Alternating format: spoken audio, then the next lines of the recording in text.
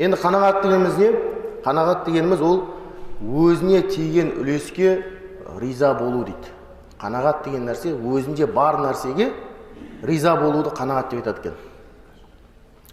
Шариғаттағы мағынасы, қанағаттың шариғаттағы мағынасы, жалпы қанағат деген сөздің өзі араб тілінен алынған екен. Қанағат деген сөздің қанаа деп айтылады, араб тілінен алынған.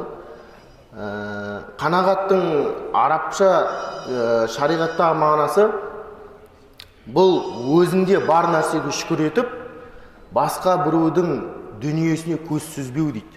Басқа біреудің дүниесіне қызықпау, өзіндегі бар нәрсеге шүкір ету. Міне осы нәрсені қанағат деп айтады екен. Пайғамбарымыз саллаллаху алейхи ва саллям хадисінде деп айтады: "Қад афлаха ман аслама ва рузиқа кафафан ва қаннағаху Аллаху бима атаху" дейді.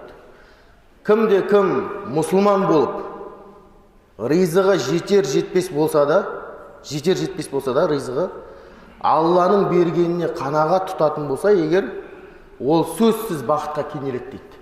Пайғамбар саллаллаху алейхи ва саллям хадисі бұл, қанағатқа байланысты.